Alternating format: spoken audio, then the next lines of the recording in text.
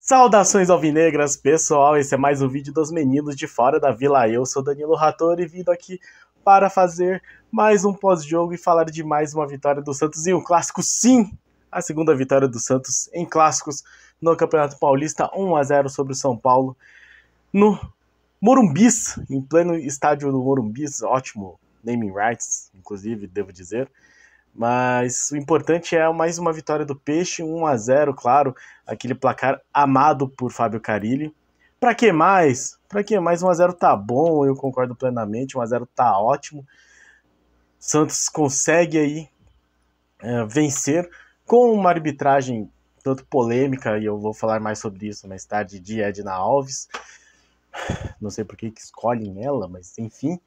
E o importante é que o Santos está já classificado para as quartas de final do Campeonato Paulista. É o primeiro time classificado, é o primeiro lugar geral do campeonato, apesar de, em pontos perdidos, estar atrás do Palmeiras, mas o importante é que o Santos chega no mata-mata do Campeonato Paulista e quase garante vaga para a Copa do Brasil, coisa que não conseguiu nos últimos 3 anos, né? Mandato aí tenebroso do ex-presidente. Chega a 6 vitórias, que já é a soma do número de vitórias dos 2 últimos anos. E ainda tem 3 jogos em casa para conseguir melhorar essa situação. Então falaremos deste Santos 1, São Paulo 0, no estádio do Morumbis. Gol dele, Morelos faz o pix pro homem, deixa ele ganhar 10 mil reais aí por este gol maravilhoso, que nos dá 3 pontos, mais uma vitória em clássico, algo que não acontecia fazia muito tempo lá no estádio do rival da capital, do Morumbi. Então falemos de Santos e São Paulo, São Paulo e Santos, Santos 1, São Paulo 0. Antes, peço sempre, se inscreve no canal se você não for inscrito, deixe o seu like, compartilha e diga o que achou de mais uma vitória do Santos. Coisa linda, coisa maravilhosa, gostamos muito.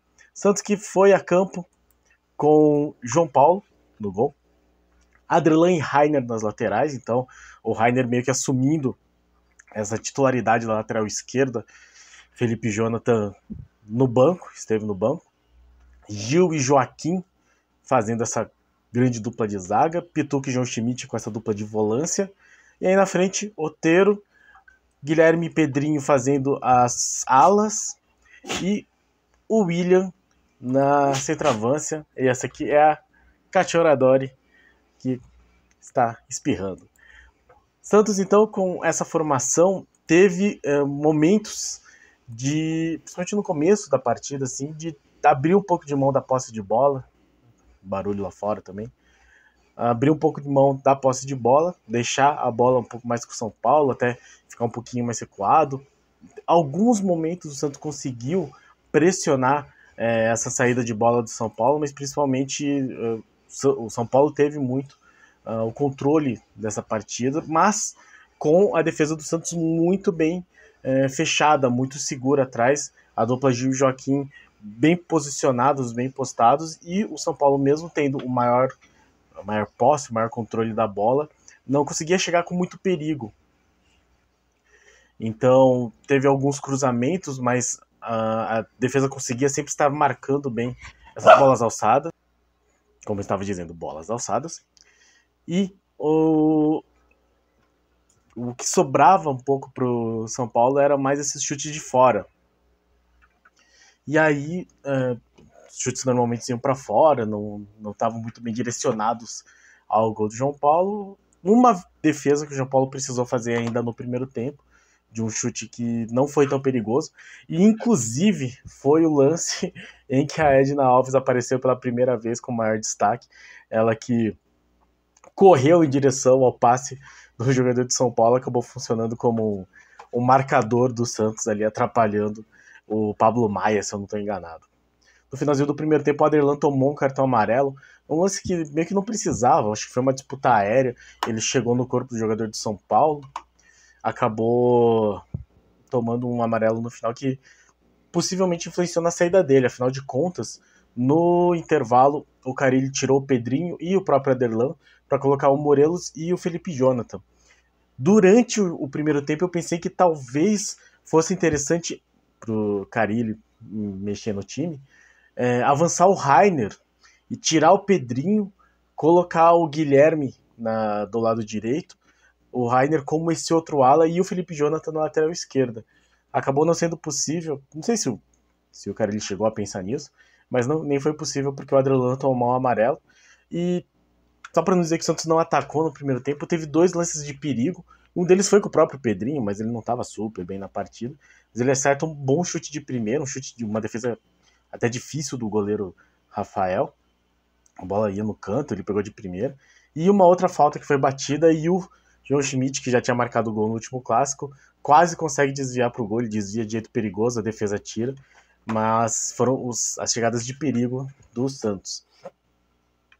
E aí, perto dos 20 minutos do segundo tempo, aparece novamente a Edna Alves. Só para comentar que o São Paulo chegou, mesmo com o Santos bem posicionado na defesa, ou até mesmo porque o Santos estava bem posicionado na defesa, o São Paulo consegue chegar ao gol, mas é o gol que estava impedido, o gol do Luciano, e mostra esse posicionamento correto da defesa do Santos, que fez perfeitamente a linha de impedimento, de modo que o Luciano só conseguiu receber a bola porque estava à frente dos zagueiros, então um impedimento bastante fácil de ser marcado imediatamente, nem precisou da interferência do VAR, já foi anulado o gol.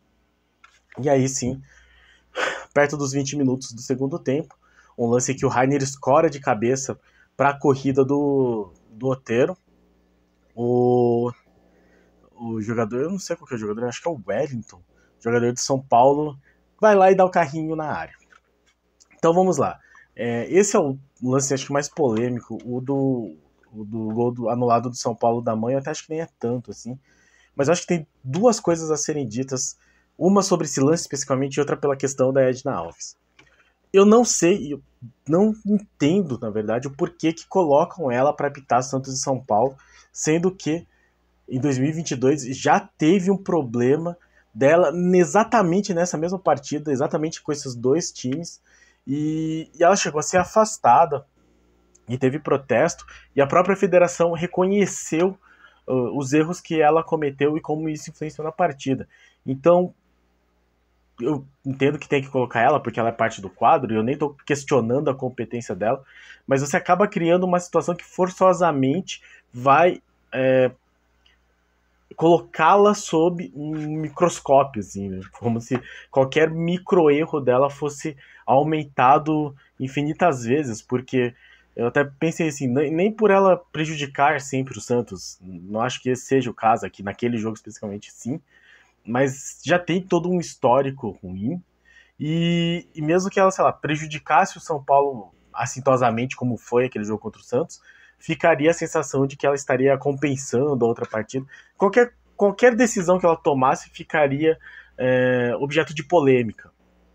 Então, acho que existem outras possibilidades, assim, até mesmo árbitros que eu não gosto, tipo Rafael Claus, mas que não vai caber essa crítica toda. Eu acho que é uma pena que seja isso. Eu não sei se teria aqui, eu não vou discutir no caso dela ser mulher ou não, mas o fato é que existe um histórico especificamente no jogo entre Santos e São Paulo dela, e eu acho desnecessário que você desgaste a imagem dela desse jeito.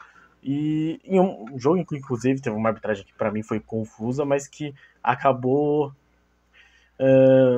tendo que tomar decisões difíceis e que deixou ela passível de muita crítica, principalmente do lado que perdeu, né? É que da outra vez foi a gente criticando, e aí abraços Luciano, que falou no outro jogo que melhor eles irritados e a gente ganhando, então, enfim, fique irritado que nós estamos ganhando, já que é assim que você prefere. Mas, falando desse lance especificamente, do lance do pênalti, olhando, na hora eu achei que foi pênalti, mas depois olhando o replay assim, eu acho que é um lance de interpretação.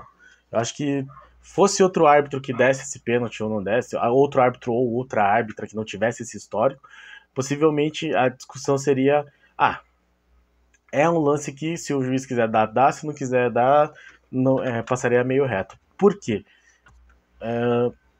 O que acontece de fato é que existe um carrinho dentro da área em que o jogador não pega a bola. O defensor de São Paulo não encosta na bola em nenhum momento. Até aí, acho que não existe dúvida. O que fica em questão é se o movimento dele, que existe um contato com o Otero, isso também não existe dúvida. A questão é se o contato que ele tem é o suficiente para caracterizar uma falta, uma obstrução de jogada de maneira faltosa dentro da área.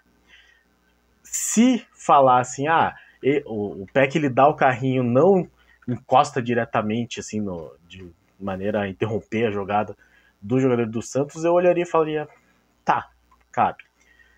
Só que depois do pênalti que deram pro Corinthians contra a Portuguesa, fica muito difícil de você não reclamar de um lance desses caso acontecesse, porque no mínimo, esse lance foi muito mais pênalti do que aquele em que o cara da Portuguesa encosta a mão no pé do jogador do Corinthians, que se joga e é marcado o pênalti. Então, acho que dentro desse conceito, desse parâmetro do que é pênalti, se é uma recomendação, eu imagino que não seja, mas se é uma recomendação, cabe que seja marcado o pênalti. Além do mais, a outra perna do jogador do São Paulo encosta efetivamente na perna do Otero, e eu acho que acaba contribuindo para derrubar ele. Então, assim, depois daquele pênalti que deram pro Corinthians, eu reclamaria, se não tivesse sido dado pro Santos, eu falar, cara, como que pode dar aquele pênalti e não dar esse?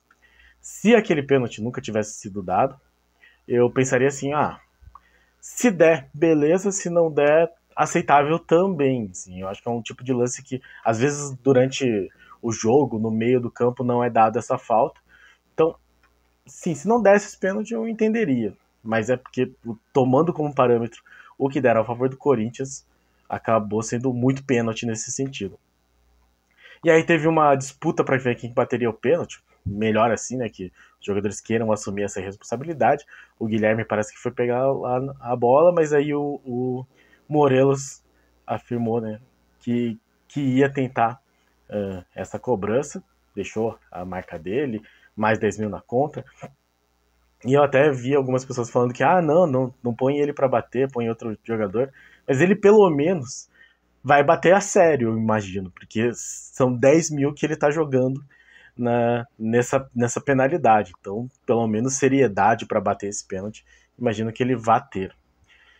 E aí, lá o Santos ganhando de 1-0, dá aquela recuada estilo Carille, 1-0 tá bom, né? Aos 30 minutos entra o Nonato e sai o Otero. O Rainer também tomou amarelo, num lance meio desnecessário, não precisava ter dado o rapa que ele deu. E aí saiu o William Bigode para entrar o Marcelinho. E já nos acréscimos, o São Paulo cruza uma bola. E aí eu já entendo que a defesa estava cansada, o Santos já também estava tentando puxar uns contra-ataques, mas também não conseguia, perna pesando. E aí, na primeira falha, na minha opinião, assim, assintosa, grave, da defesa do Santos, a bola é cruzada, e eu acho que é o Joaquim que ele faz todo o movimento certinho de desviar a bola de cabeça, e a bola escorrega, eu não sei se ela estava molhada, também a bola escorrega, passa por ele, cai na barriga do Eric.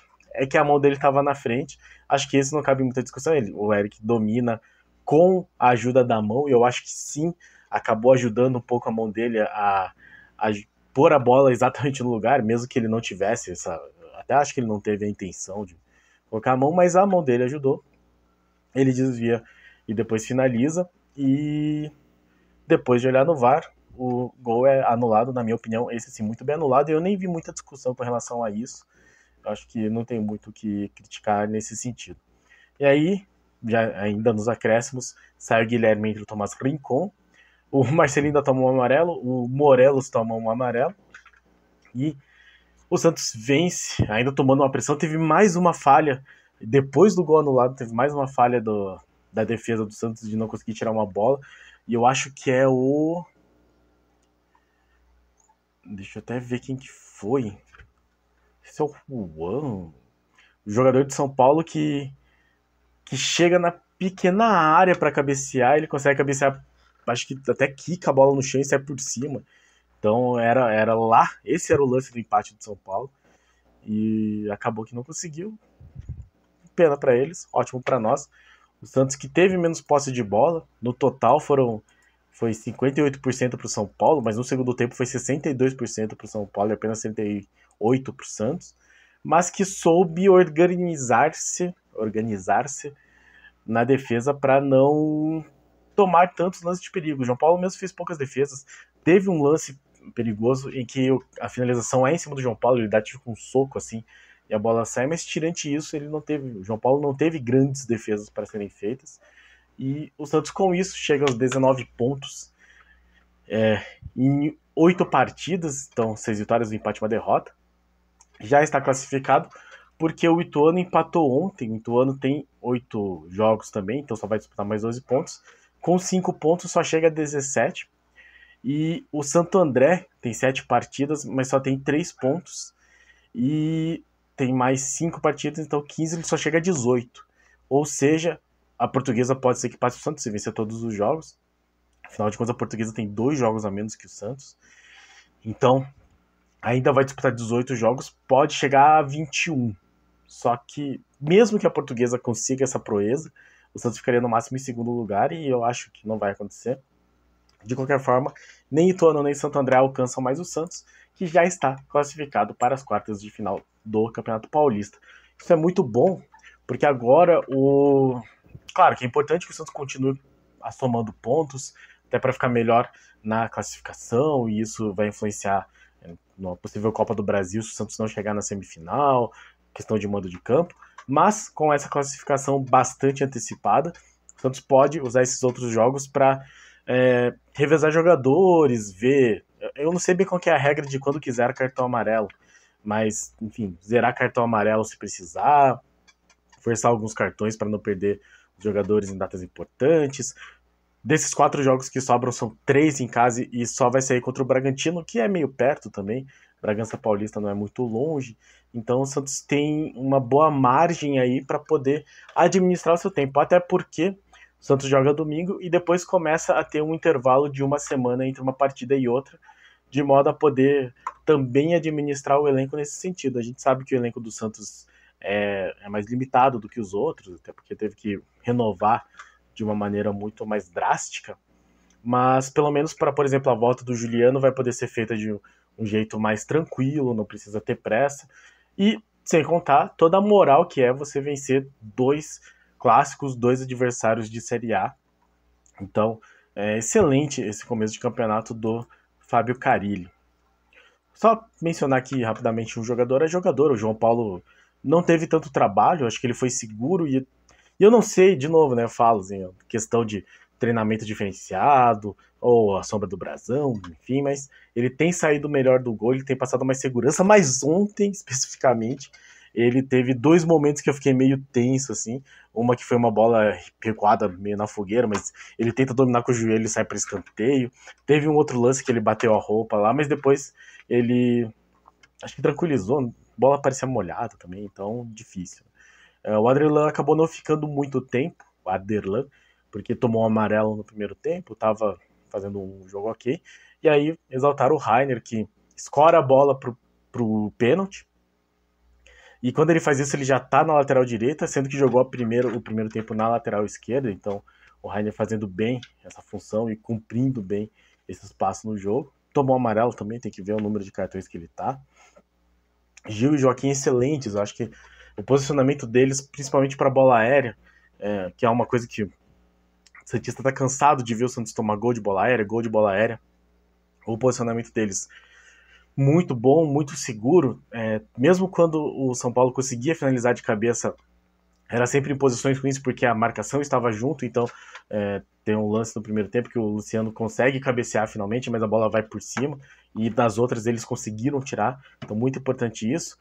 Dupla de volantes também, muito presente no campo inteiro, mesmo sem conseguir talvez sair tão bem de jogo, né, melhorar a chegada da bola no ataque, até porque o ataque tá meio capenga, mas pelo menos essa parte defensiva tá muito segura. E João Schmidt e Pituca são 2 volantes muito bons. Então o João Schmidt é uma excelente contratação, o Pituca a gente já conhecia.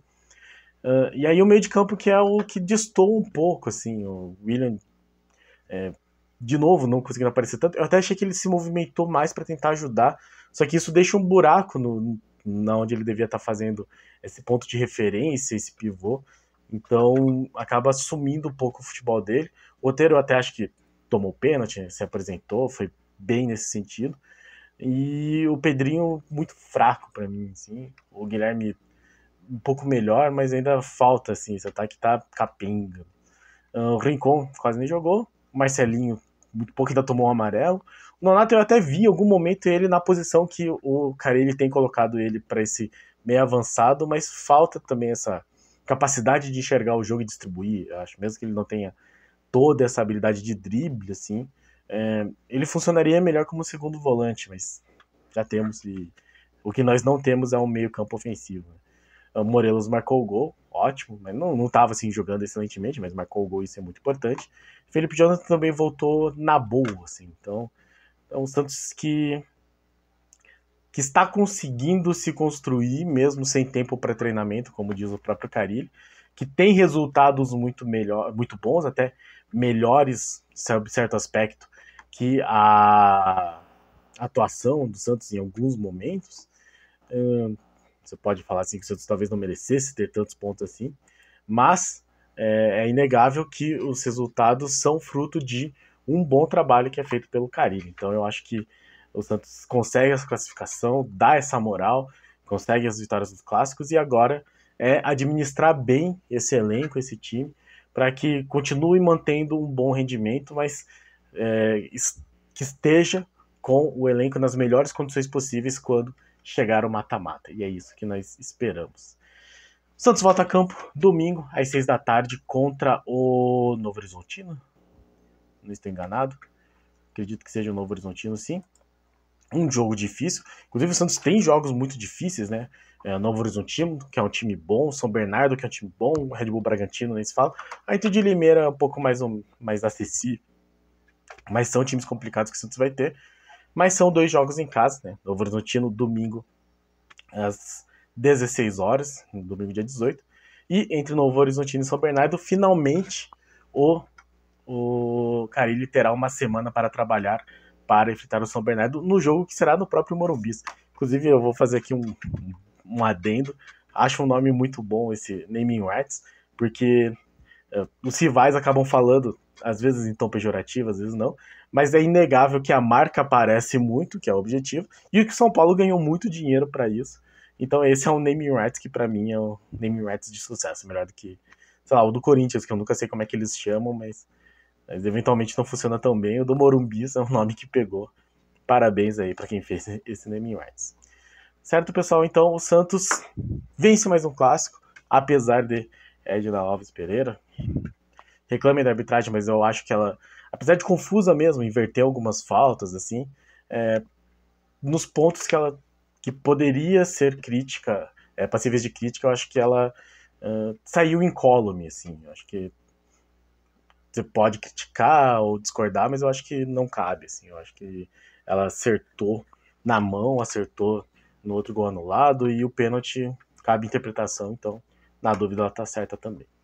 Certo, pessoal? Este foi o nosso pós-jogo. Mais uma vitória em clássicos. 1-0 tá muito bom, Carille. Muito obrigado a todos que assistiram o vídeo. Muito obrigado a todos que acompanham nosso canal. Muito obrigado a todos os nossos inscritos. Se você não é inscrito, inscreve, deixa um like, compartilha e diga aí o que achou. Desculpe pelo barulho que teve no começo do vídeo, mas terminamos mais suave. Obrigado a todos. Domingo tem mais. Pra cima deles. Abraço!